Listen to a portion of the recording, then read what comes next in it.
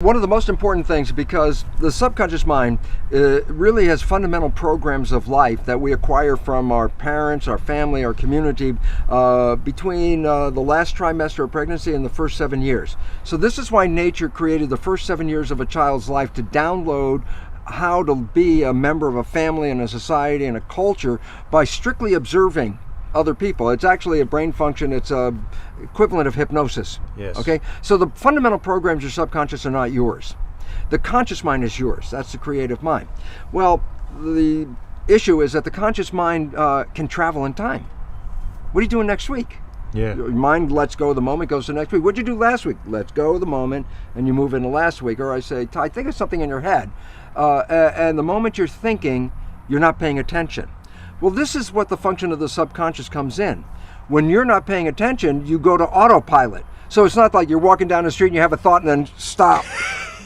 Like that. No, you continue walking. Yeah, but you're not paying attention. So it's a subconscious that does all the jobs from walking to driving the car. And so why is this relevant? Because when we're not paying attention and we default to the subconscious, we play the programs that are in the subconscious. And then I go, yeah, but the programs in the subconscious are primarily not yours. They came from other people. And most of them, as psychologists tell us, most of the programs we get are disempowering, self-sabotaging, and limiting. And Yes. the relevance about that is this. If I'm going to play those programs, then by definition, I'm going to be shooting myself in the foot. The reason why you play the subconscious programs is because the conscious mind's engaged with thinking, which is 95% of the time or more. And that means 95% of your behavior is invisible to you. And why I really wanted to emphasize this so much is this, because we believe we're victims. Oh, I really wanted to be successful. I wanted to be healthy. I wanted to have a great relationship, and it's not working out. Yeah. And then you say, well, that was my intention, and it's not working, so therefore the world's against me. And then we go into victims like, God, I really wanted it and it didn't happen. And I just wanted people to wake up, because it basically is this. It's not the world against you at all. The world will give you everything. The issue is you're not operating from your conscious mind, except 5% at the most. And so your life is really a reflection of your subconscious programming. Yes. Now you say to me, well, I got programmed from the last trimester of pregnancy, first 7 years, so I was being programmed when I was 1 and 2 and 3, and I go, absolutely. And you say, but what were the programs? I wasn't there. I have no idea what the hell the programs are. And I go, here's the neat part. 95% of your life is coming from the subconscious. So all you have to do is look at your life and just look at it and say, for what? I say, what comes to you that you want and it comes to you easily, you have programs to allow that to happen. But what you struggle with, what you work hard on, what you have to put a lot of effort into, why are you working so hard? And the answer is simple. Because you have an invisible program that is sabotaging you from that point. So now all of a sudden you say, well, what do I need to change? I say, well, look at your life. Yes. And tell me what you're having trouble with. Yeah. Because that's the direct expression of a program that's not supporting you. There's always been a belief that the conscious and the subconscious minds are one and the same. So if I educate my conscious mind, then my subconscious mind should automatically know what the heck I just did. Yeah. Right? So then I say, well, yeah, guess what? How many self-help books did you read? And I go, oh, I read all these self-help books. I say, now that you read them, did your life change? And the answer is, no, not really. But I'm really smart, because if you ask me any questions about the self-help book, I can answer it. I say, well, what's the issue? And the issue is this. The conscious mind is creative. So yeah, I could read the book. I could watch this video with you in it. I could even just go, aha, and the conscious mind could accept that and learn it. But the subconscious mind does not learn that way. And that has been the problem, because we educate the conscious minds, get really smart, and our life stays exactly the same as it is. And the issue is why? Because it doesn't translate from the conscious to the subconscious. Because the subconscious learns in, 3 to 4 fundamental ways. Number one, the first way it learned 7 years was hypnosis, because the brain was operating in a low vibrational frequency and just downloading what it saw. After you're 7, how do you learn? Habituation. How'd you learn the ABCs or the times table? You had to repeat it and repeat it and repeat it, and finally you got it, and then you know how to do it. You want to drive a car? You have to practice and practice, and then you learn how to do it. So if you want to change the subconscious mind, hypnosis is number 1, that works. Number 2, repetition, habituation. Yes. Create a habit. And at first it seems like a struggle because it's new to the subconscious mind. But hey, you didn't learn ABCD the first time you said it. You had to do it again and again. But after you do it for a repetition period, it will be so natural that if you're not doing it, your subconscious mind go, hey, what's happened? We're not doing it. Yeah. So that's really good. We overcome that. A third way, which is some people get it and it's very powerful, but I wouldn't recommend it, is tremendous emotional shock. Boom! Something happens in your life and it's so dramatic that after that moment, you're not going to be the same person. The subconscious got it right there, okay? Yeah. And the newer one and the better one is a whole new field of belief change modalities, which are also associated with what's called energy psychology. Yes. And these are wonderful because basically it's a form of super learning. And what's neat about it, the conventional things like hypnosis or habituation, there's a time element that takes a long time. Yeah. But these new belief change modalities, like a super learning experience, you can change a belief you've had your whole life, 50 years, and change it in 10 minutes. Yeah. And so this is really, it's a new type of psychology that's coming in, but it's really necessary because, as they say, necessity is the mother of invention. Yep. We're running into a world that has a lot of necessity to change very, very quickly. So we're really happy to see that there are ways of changing without going through all that anxiety and stress, and we can do it really quickly. My favorite one is the one that I use because I'm most familiar with it, but there's many of them in my books. I give a whole list, but the one I use is called Psych-K, like the abbreviation of psychology. Yeah. It actually represents psychological kinesiology. Yeah. And it's an exercise where you get your right and your left brain hemispheres to work in harmony, which they don't do on a normal day-by-day basis.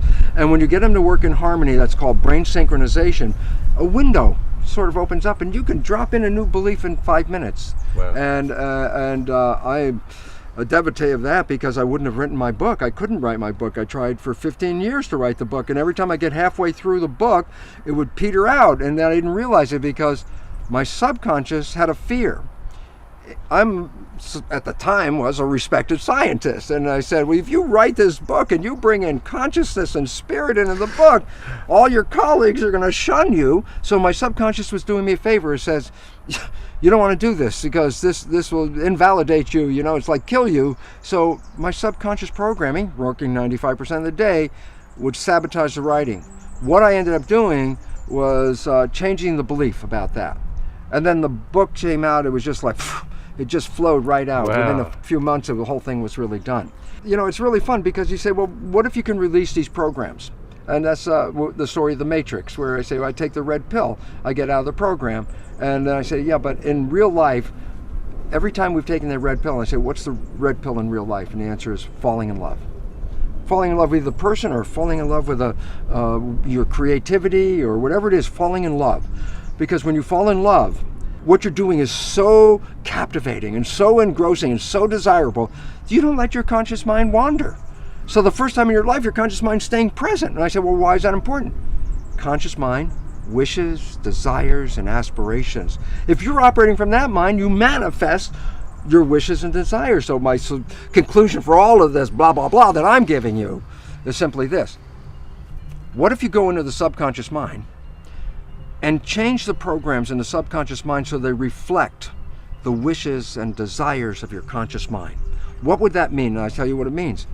You'll live in a honeymoon for every day of your life on this planet for a simple reason. Yeah. If my conscious mind with wishes and desires begins to wander and I default into the subconscious and is playing my wishes and desires, I never left the honeymoon. Following on the Psych-K, you were saying something about a gentleman who gets up on stage and actually proves it with watching the actual frequencies change in the mind, right? Well, absolutely, because a lot of people beforehand would say, oh, that's just a new age idea, and how do you know you've really changed? Just because you got finished with the belief process and you say, oh, I feel so much better, is that real? Well, now Jeff Fannin, a neuroscientist whose expertise is called brain mapping.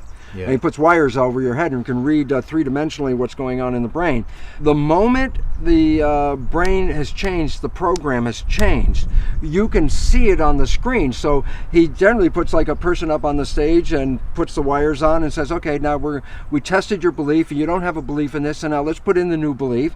And it's interesting because the audience can see the change before the person actually says, yes, now it's done. It's maybe a few seconds, but the audience can see it. So why is this important? Because this sounds miraculous. Yes, you mean you can change your beliefs in 5 or 10 minutes? And see the results, like but you can instant. See it instantly. Actually, you can experience it instantly if it's a phobia, for a simple reason. because a phobia is a certain stimulus, like height, or I'm afraid of spiders, or I'm afraid of dogs. Then I say, okay, good, let's go through the belief change. You come out and I say, well, how am I afraid of spiders now? I can show you instantly. Here's a spider. And all of a sudden, 10 minutes before, it freaks you out. Now it's like, oh, all of a sudden your complete biology changed. So you can see that. But a lot of people's beliefs involve something dynamic they have to do with relationship to others and people or jobs. So they actually have to go out and then they look back and go, whoa, this is so different than it was before. Most people's stresses are not real immediate emergency stresses at all. They're beliefs of a fear. That they won't have something, they won't have a job, they won't have food, they won't have a friend. And it's not that they don't have them right now. They're thinking about, oh, if that happens. And that's where the stress comes from. And that's why 90% of the people are in fear, because they recognize that their future is uncertain.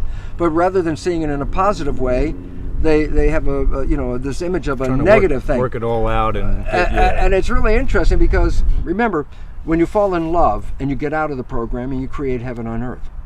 Well, if it wasn't for the programming, everybody would have heaven on earth. Yes. So if we can change the programming, then heaven on earth is available to anyone.